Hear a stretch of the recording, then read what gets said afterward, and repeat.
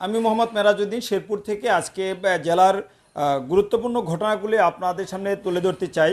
আপনারা জানেন যে শেরপুর জেলা একটি সীমান্তবর্তী জেলা। এই জেলার 5টি উপজেলার মধ্যে 3টি উপজেলায়, বিশেষ করে নালিতাবাড়ি, শ্রীবর্দী এবং ঝিনাইগাতি উপজেলার বিশাল এলাকা জুড়ে ভারত সীমান্ত অবস্থিত এবং এই সীমান্ত এলাকা দিয়ে মাঝে মধ্যে কিন্তু চোরাকারবারি ঘটনা ঘটে, বিশেষ করে গরু এবং মাদক উল্লেখযোগ্য রয়েছে।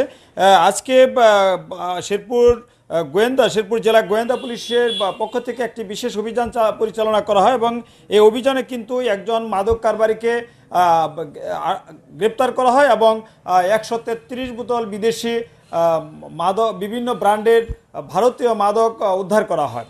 আমরা জেলা গোয়েন্দা পুলিশ সূত্রে আমাদেরকে জানানো হয়েছে যে তারা গারো পাহাড়ে ধোপাকুড়ায় মাদক বিরোধী অভিযান পরিচালনা করেন। ঠিক সেই মুহূর্তে মুকসেদ আলী নামে এক ব্যক্তি, ওনার বিরুদ্ধে নানা অভিযোগ রয়েছে মাদক চোরা কারবারির। তার একটা সাদা রঙের প্রাইভেট কার নিয়ে তিনি যাচ্ছিলেন এবং সেই প্রাইভেট কারটাকে চ্যালেঞ্জ করা হয় এবং সেখান থেকে তল্লাশি চালিয়ে 133 বোতল ভারতীয় মদ উদ্ধার ও তাকে আটক করা হয়। এই বিষয়টি আজকে দুপুরে শেরপুর জেলার শীর্ষ কর্মকর্তা পুলিশ সুপার আকরামুল হোসেন তিনি সাংবাদিকদেরকে নিশ্চিত করেছেন। তিনি যে বিষয়টি জানিয়েছেন যে তারা শেরপুর জেলা পুলিশের পক্ষ থেকে একটা বিশেষ টিম গঠন করেছেন এবং এই টিমের মাধ্যমে মাদক বিরোধী অভিযান থেকে শুরু করে বিভিন্ন ধরনের অভিযান পরিচালনা করছেন। জেলার আরেকটি উল্লেখযোগ্য ঘটনা হলো শেরপুরের নকলা উপজেলার চন্দ্রকোনায় একজন ষাটোর্ধ্ব ব্যক্তি, যিনি অটো রিক্সা চালিয়ে তার জীবিকা নির্বাহ করে আসছেন, পরিবার পরিজন চালিয়ে আসছেন। এখানে তিনজন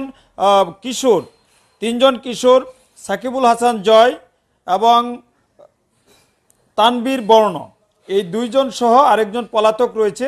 3জন কিশোর, তারা মিলে তারা একটা পরিকল্পনা করে যে একটা অটো তারা ছিনতাই করবে এবং এই পরিকল্পনা অনুযায়ী কিন্তু নকলা চন্দ্রকোনা বাজারের ষাটোর্ধ্ব ওসমান মিয়ার অটো রিক্সাকে তারা টার্গেট করে এবং তাকে ভাড়া করে তারা সেই বাজার থেকে নির্জন এলাকায় নিয়ে যাওয়ার চেষ্টা করে এবং সেই বিষয়টি কিন্তু আসলে সেই অটো চালক কিন্তু বুঝতে পারে এবং বুঝতে পারার পর নির্জন এলাকায় যখন যেতে না চায়, ঠিক তখনই এই 3 কিশোর তার উপর আক্রমণ চালায় এবং ধারালো অস্ত্র দিয়ে তাকে আঘাত করে সে তার ডাক চিৎকারী স্থানীয় লোকজন এগিয়ে আসলে সেই 3জন সেখান থেকে পালিয়ে যায় এবং পরবর্তীতে সেই অটো চালককে প্রথমে নকলা হাসপাতাল এবং পরে ময়মনসিংহ মেডিকেল কলেজ এবং সেখান থেকে ঢাকা মেডিকেল কলেজ হাসপাতালে নিয়ে যাওয়া হয়। সেখানে তিনি মৃত্যুর সঙ্গে পাঞ্জা লড়ছেন।